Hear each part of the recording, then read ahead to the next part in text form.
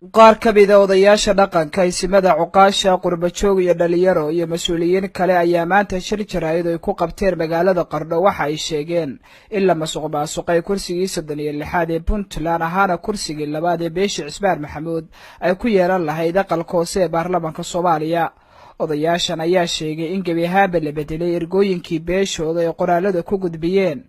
odayaasha ayaa sidoo kale ku eedeeyay qaar ka mid ah mas-uuliyiinta dalka inay qayb ka ahaayeen musuqmaasuqa lana siyaasadeeyay doorashada kursiga 36 ee Puntland. sidoo kale odayaashan ayaa baaq u diray guddiyada khilaafaadka heer maamul iyo heer qaran iyo sidoo kale qaramada midoobay iyagoona ka codsaday in laga fiirsado ansixinta kursigan dib u eegis sharcina lagu sameeyo maadaama uu yahay mid aysan soo dooran beeshii xaqa u lahayd sida ay hadalka u dhigeen. kursiga dame oo saddexda gabdhood ku tartamayeen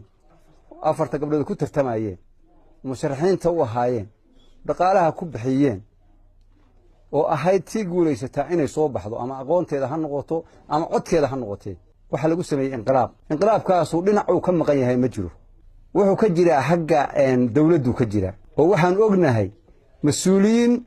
dawladda ka mid ah inay kaabigaraysay istaafiyana u ahayd Puntland. waxaan se jecel lahay marinka ay leedahay inaan u marin doono dadka waxa sameeyay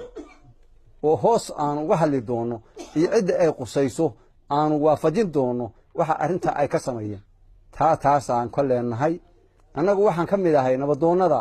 ergada lahaa oo Cismaan Maxamuud baan ka mid ah wixii aan dariiq ahayn aan u lahayn qaadan mayno cid kasta oo samaysa maskab kasta ha lahaato magac kasta ha lahaato ninkii magacaaga iyo masiirkaaga iyo jiritaankaaga ku qiimeyn waaya kiisa ku qiimeyn maayo anigu iyagoo aan ahayn dadkii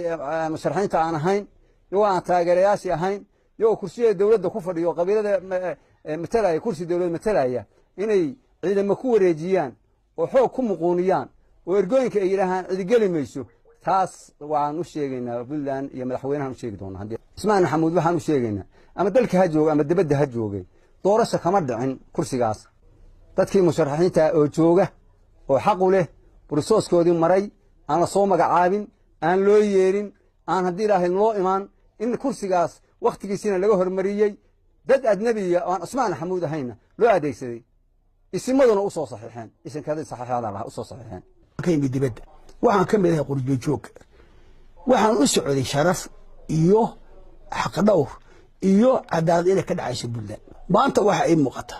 in Puntland waxaan adduunka ka dhicin ee ka dhacday Puntland mas'uulna waxa ka hadalka waa qodobaynaya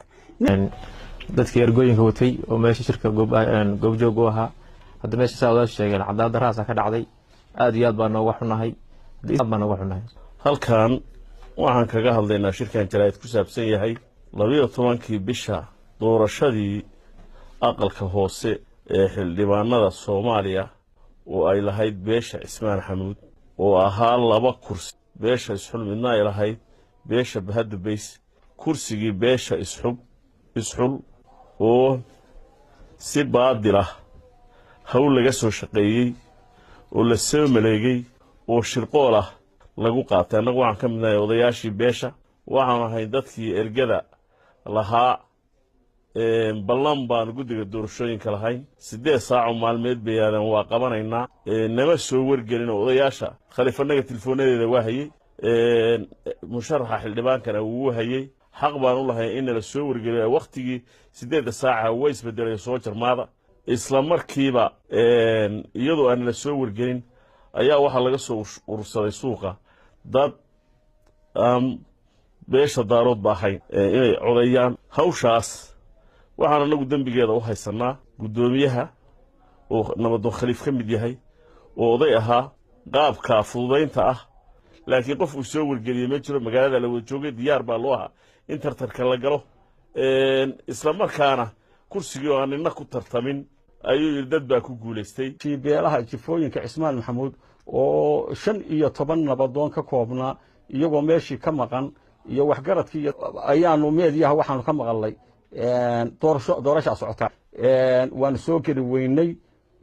sidaas hawshii la iskaga watay dad meelaha laga soo urursaday oo ninkay doonaan oo Soomaali weyn ka kooban halkaas ay ka codeeyeen koorankiina lagu buuxsamay